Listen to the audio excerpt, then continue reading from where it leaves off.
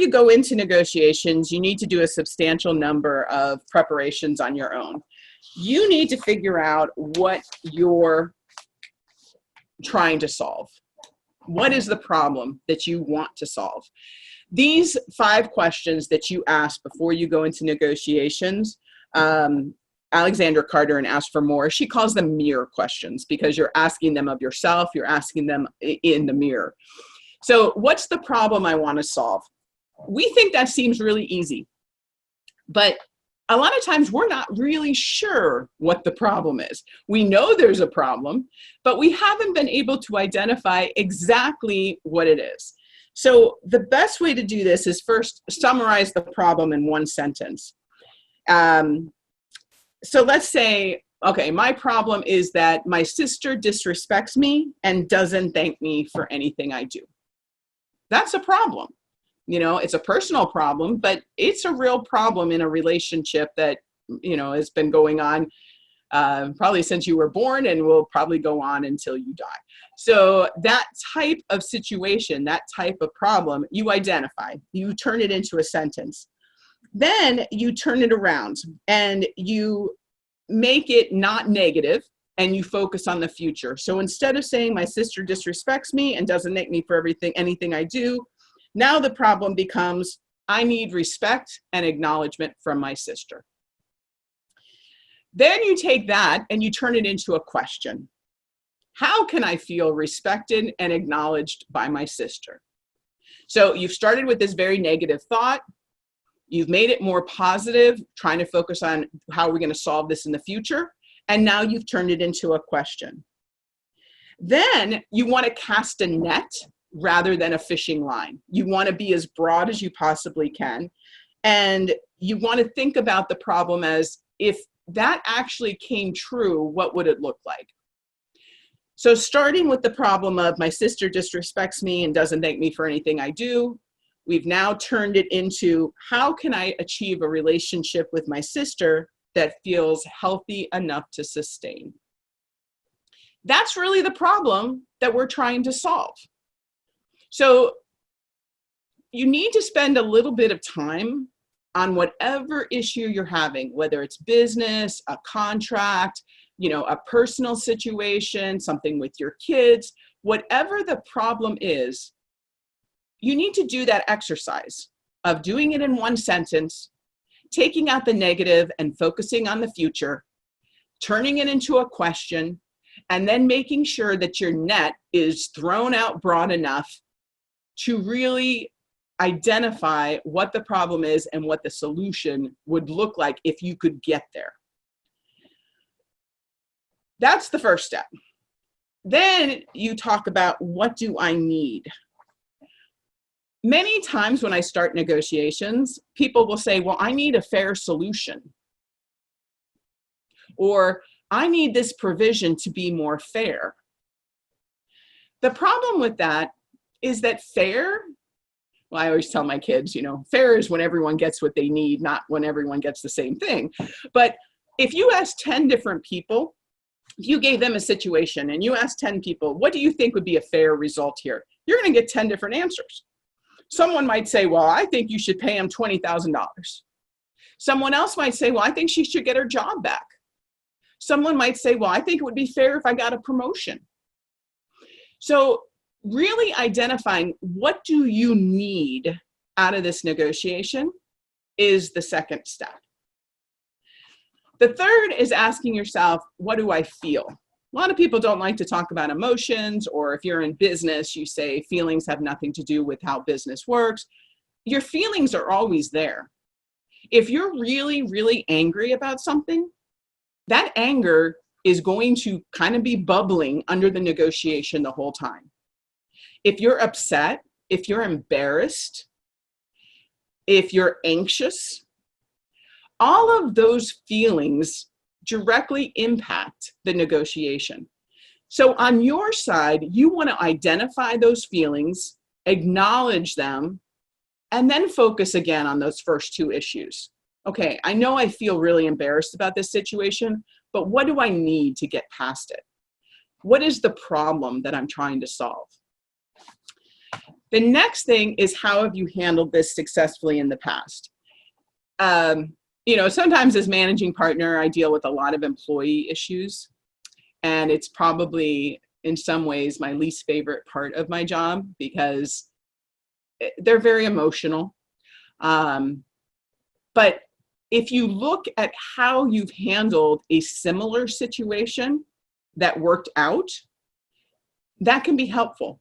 And even if the situation is not similar, just knowing that in the past you were able to accomplish a goal, you were able to get through a negotiation, maybe you did something in that negotiation that you can apply to this one. You know, unfortunately, as managing partner, I have to fire people. And a lot of times in the beginning, when I had to do this, I would actually cry. When I was talking to the people, I mean, I felt so bad that both of us would be crying at the end of this.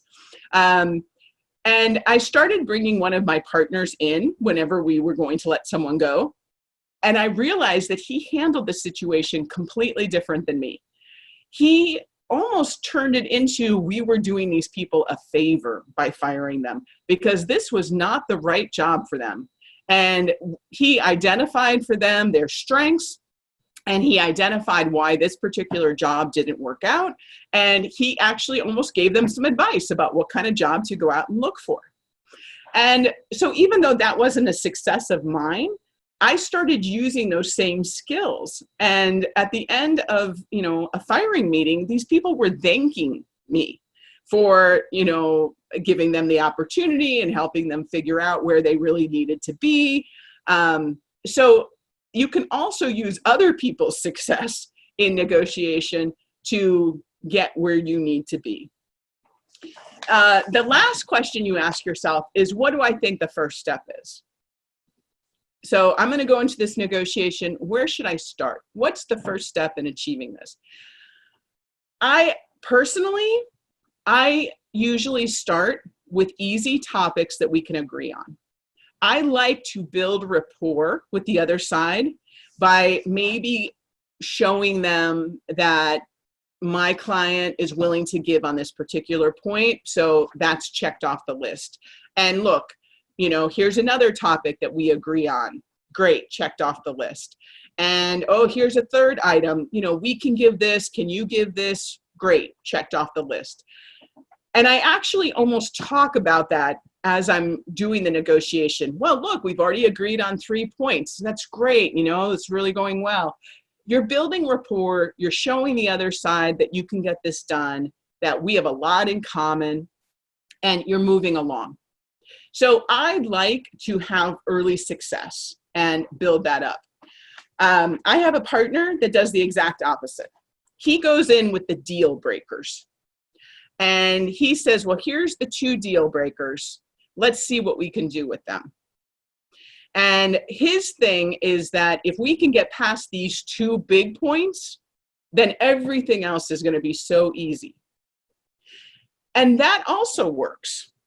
So this, when you talk about the first step, it really is a more personal thing. If you're real nervous at the beginning of negotiations, you might want to start like I do, which is on really small topics, things you can give on, kind of start building momentum, building a little bit of that positive rapport, and then turning it to the bigger topics that are going to take longer, that are going to be maybe a little bit more heated, or more points that you disagree with.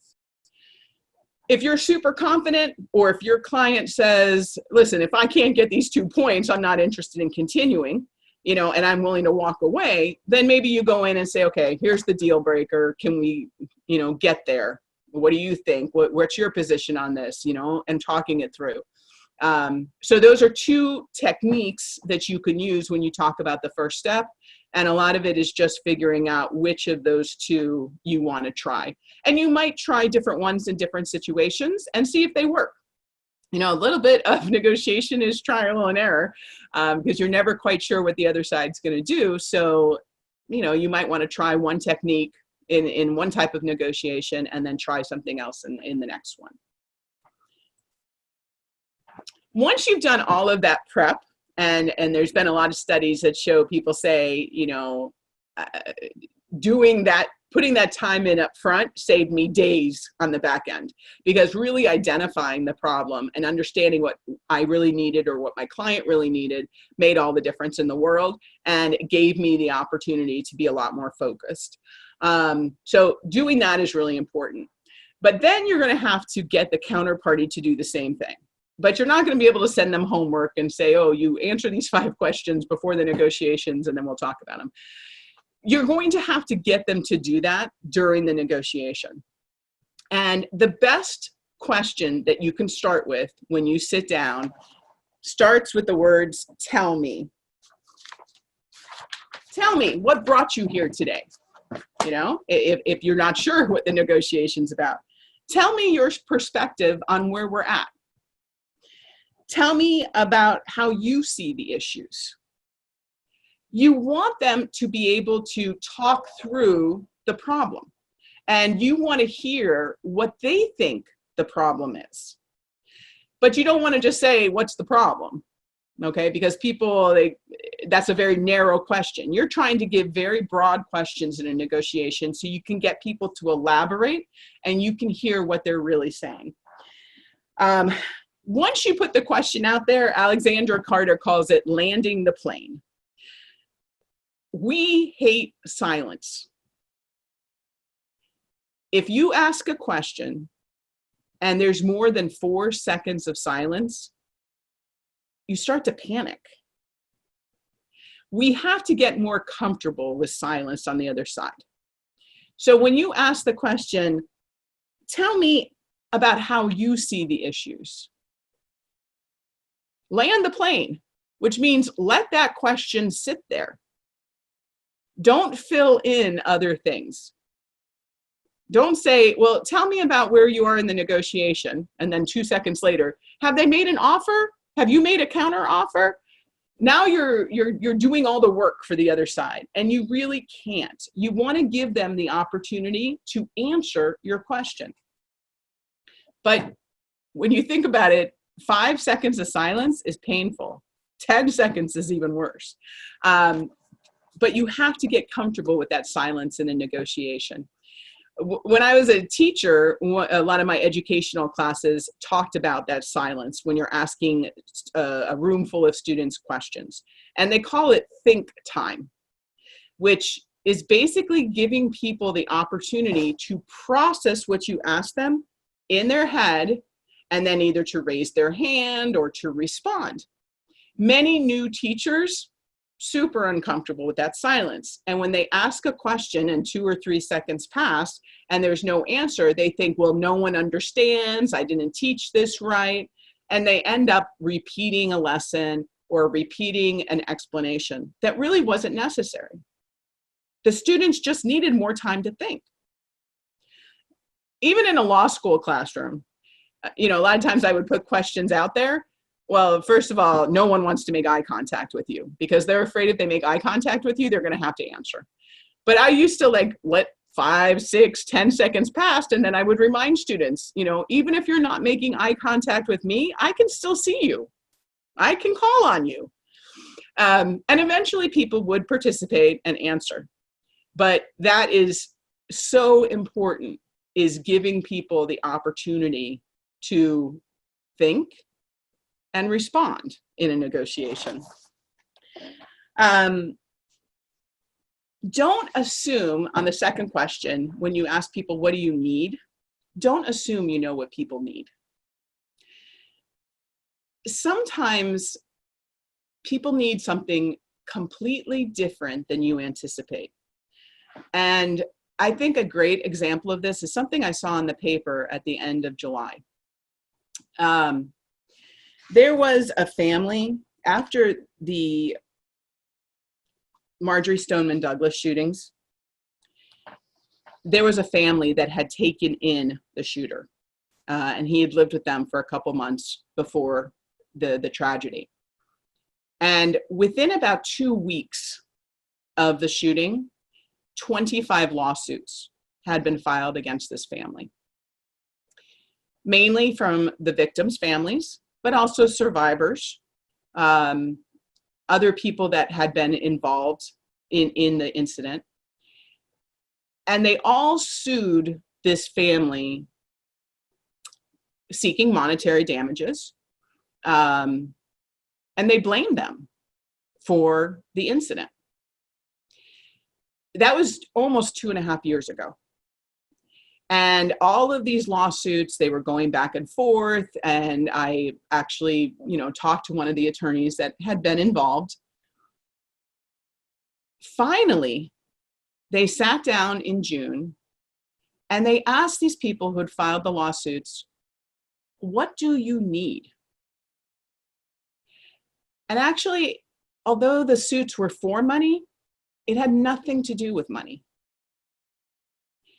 They needed an apology. And all of the lawsuits were settled at the end of July. The family paid $1. They agreed not to seek any type of benefit by selling their story or anything like that. And they wrote a letter of apology that had to be published in the newspaper. And they ended up getting it published in the Sun Sentinel. But the letter was something that they negotiated with the people who had sued them. And I'm actually going to read you part of the letter because I think it shows you what these people who filed these lawsuits truly needed. And it had nothing to do with what we might have thought they needed.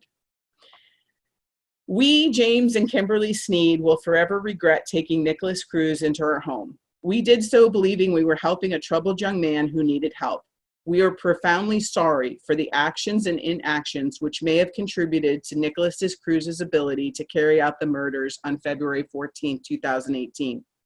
Despite warnings from Roxanne Deschamps, his prior caretaker, and Kathy Blaine, a relative, we allowed Nicholas Cruz to move in with us. Mrs. Deschamps informed us of warning signs of his behavior, which occurred in her home, and that he had chosen to keep his rifle over continuing to live with her. Kathy Blaine informed us that Nicholas Cruz was violent, dangerous, infatuated with guns and knives, untrustworthy, and threatened to kill people on Instagram, among other things. We thought we could handle this young man. Unfortunately, we were wrong. We were particularly wrong to allow him to store his firearms in our house, including the AR-15 used in the tragedy. We believed the firearms were secured in a gun safe. We believed we had the only key, yet somehow Nicholas Cruz was able to access the safe before he attacked Stoneman Douglas.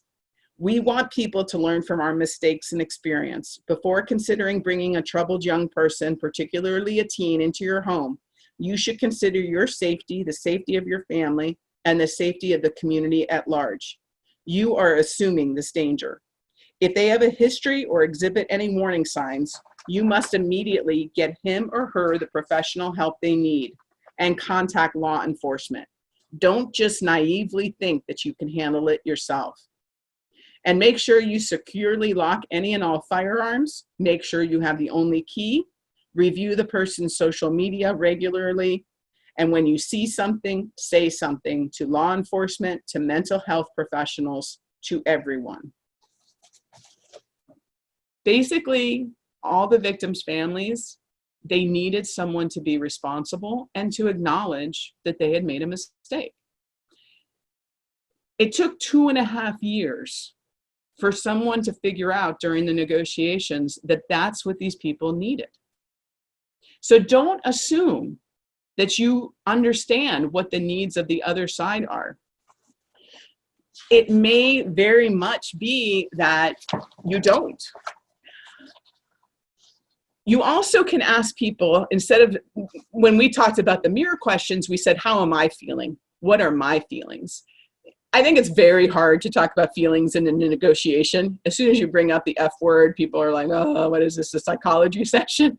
So instead of using the word feelings, you can ask them, what are your concerns? And this is something that I saw. I represented a group that went around the country and bought private schools. And most of the schools they bought were daycare centers, preschools, maybe, they went up to 5th grade. And oftentimes close to the end of the negotiations, we had just about resolved everything, and then the seller, something came up, and they were having, cold feet or second thoughts about whether or not they really wanted to sell their school. And as I did more and more of these deals and sat with more and more of these sellers and their attorneys, I started to realize that a lot of these sellers had something in common. The reason that they started their business was often the result of the fact that they could not find a daycare or a preschool that they wanted to send their own kids to.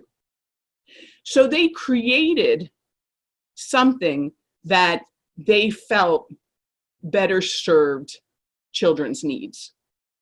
It wasn't about just entering into a business or buying a business. For these people, they started this business for a different type of motive. And so when they were selling their business, they had very different concerns and feelings about it than somebody who was just selling a business that really had just been a moneymaker for them.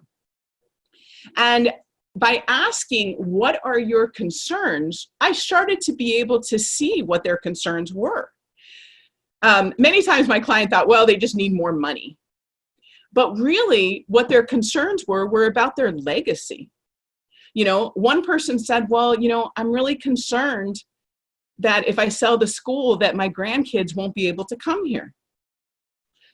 So you know what? We put in the contract that any of her grandchildren could attend free of charge. It was a small amount of money for my client. They didn't care. And it solved the concern that this person had. Another one of those schools said, well, it's really important that the name of our school not change. We could put in the contract that we would always use a hyphen with that name. So we would rebrand it, but that it would also be known as that. So there are different things that you can do to solve a problem in a negotiation. But if you do not ask the other side, what is your concern with this particular provision? You may offer something that, one, doesn't address their concern, but two, you may be giving away something that you don't have to give away. So really listening and getting to what the concern of that person is very important. Also asking the other side when you get to a stumbling block, just like you asked yourself, how have I handled this successfully in the past? Ask the other side, how have you handled this successfully in the past? So I often ask attorneys that, how have you resolved this issue? Maybe they have an idea I haven't thought of. Or maybe by them explaining to me how they've worked around an issue will give me new insight. So look at the other side as a partner in this problem solving and make sure you utilize their experience as well. And asking, how have you handled this in the past is a really good thing. And then finally, you can also ask them, what do you see as the first step? Even if you want to guide the negotiation, maybe they'll tell you, well, I really think we should start with this deal breaker. And if you were kind of torn between, should I start with the easy ones or start with the deal breaker, maybe knowing that they want to start with the deal breaker too, that can be a good place to start then. So asking them what they see as the first step can be very important. So now you've done your preparation, you've gotten the other side to work through their items, and now you want to focus on the listening. Examples of really bad listening behaviors: interrupting, awful. Responding vaguely or illogically to what was just said. So you've kind of listened, but your response really is not correct. It has nothing to do with what they said. Looking at a phone, watch, looking around the room or otherwise away from the speaker, fidgeting, tapping. The phone is the biggest issue. One study showed that the mere presence of a phone on the table, and this is a silent phone that's turned upside down, but the mere presence of that phone makes those sitting around the table feel more disconnected and disinclined to talk about anything important or meaningful, knowing if they do, they will probably be interrupted. It's a weird loop because the people see the phone, they don't want to talk about anything important or interesting. So what happens? Everyone picks up their phones to look at them because they're bored, and then nobody wants to share anything meaningful or interesting. So it's a bad circle. When you're in a negotiation, you have to put the phone away. It can't even be on the table because you're not going to be as successful. And that is hard for us. There's a lot of research out there that says our addiction to our phones is the same type of addiction as people have to alcohol, cigarettes, drugs. But it is sincerely interfering with your ability to listen. To really listen, you have to focus on the other person. You have to make it all about the other person, and you have to be a detective and open to learning about the other person.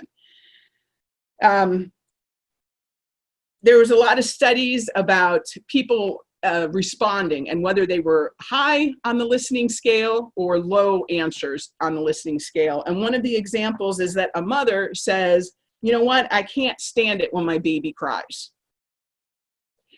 How do you respond to that? Okay. One person explained that humans are designed to react negatively to babies crying, so we'll be moved to take care of them. Very low on the listening scale. Another person commiserated by saying, oh yeah, the sound of a baby, it really gets to me too. Okay. Also very low on the listening scale. One of the best answers that got the highest scores in terms of listening was when the person said, what is it about the crying that bothers you?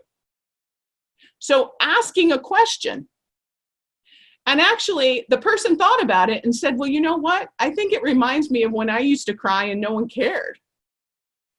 So now you've resolved the problem. You've gotten to the point where this person finds crying almost unbearable because it brings back bad memories of her own childhood. So good listening means really paying attention to what the other person is saying and asking follow-up questions. When you listen, you can't advise, you can't fix, you can't solve, you can't correct, you can't avoid. We all tend to do this. Your daughter gets in the car after soccer practice and she says, I hate it, I'm never going back, I quit. All right? You might say, you can't quit, where's your team spirit? You might say, oh my God, what happened? I'm gonna call the coach.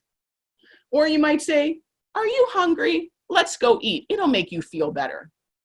Now, as a mom, I've used all three of those responses. They're all horrible, okay? The first one is minimizing the issue. The second one is you are interrogating her and then trying to solve the problem for her. And the third one is you are avoiding the issue, which I personally find avoiding the most infuriating, but all of them are bad. A good example you could have said is, wow, have you always felt this way? Or tell me what happened at the end of practice. So listening really means trying to be the detective and pull things out. You also want to focus on support responses versus shift responses. Support responses are where you follow up with the person. So someone tells you, oh, you know what, my dog ran away and it took me 3 days to find her. Well, a support response would be, really, where did you end up finding her? A shift response is, oh yeah, my dog always gets loose too. I always have to take it out on a leash. Very narcissistic. You're turning it on yourself. So to really listen, you want to focus on support responses rather than shift responses. The other thing we want to talk about is, you really have to be curious with listening. There's a very good a story it's well known. It's about this guy, Dick Bass. Dick was the son of a Texas oil baron, and he was an American businessman, rancher. He was the owner of Snowbird Ski Resort, but he was also the first man to climb the 7 summits, which are the tallest mountains on each continent. He was known for talking about his climbing experience to anybody within earshot. Anybody who would listen, he was talking to. He was on a cross-country flight. He was talking all about his exploits to the man sitting next to him.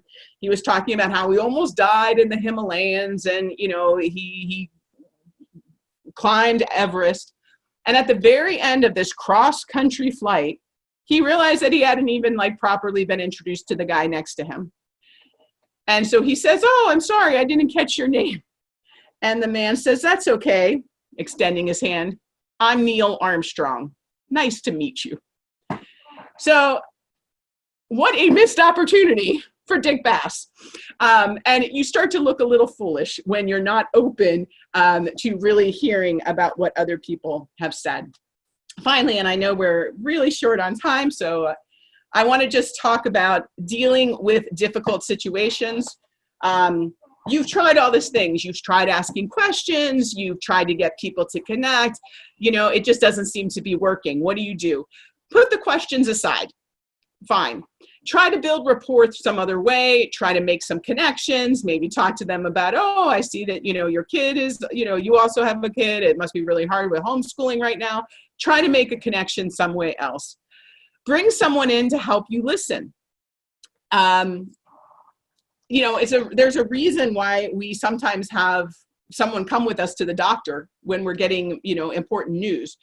We can't be listening all the time. So having someone else listen, they may help show you that you're missing something. Take a break.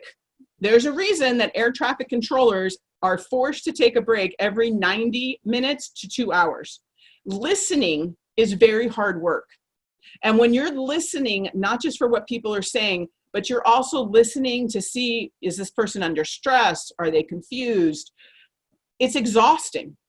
So you might need to take a break. You might need to reschedule. If you're using these techniques with an old relationship, okay, maybe your husband says, "What are you doing? You don't sound like yourself."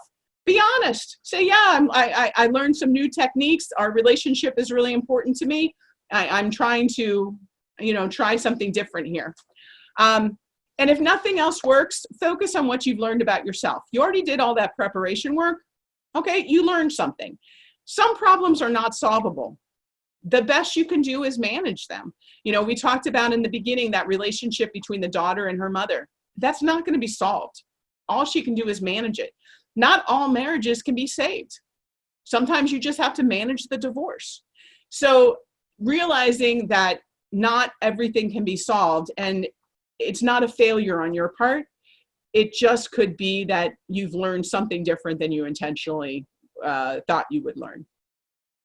And then these were the resources that I talked about, the books, that masterclass with Chris Voss, that You're Not Listening book is just incredible. I think it really gives you great ideas for how to improve your listening skills, which will help you in every aspect of life, not just negotiations.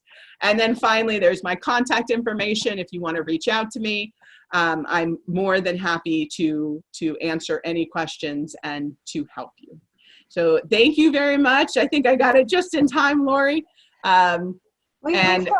We've got a couple, 3 minutes for if we have a burning question now, but that was awesome. Yes, and you're okay. We'll wrap up very quickly in the event someone would like to ask a question.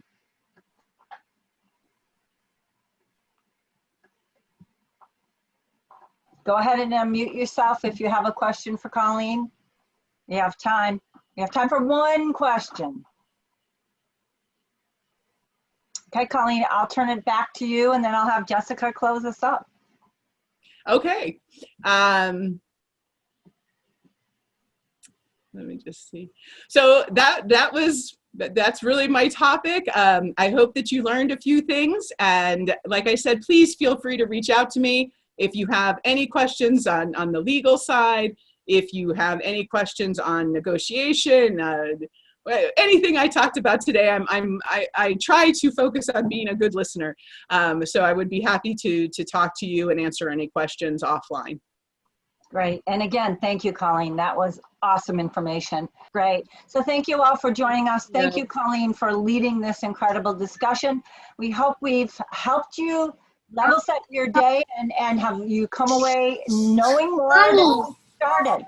So bye, everyone. Thank you. Thank you, Colleen. Thank you.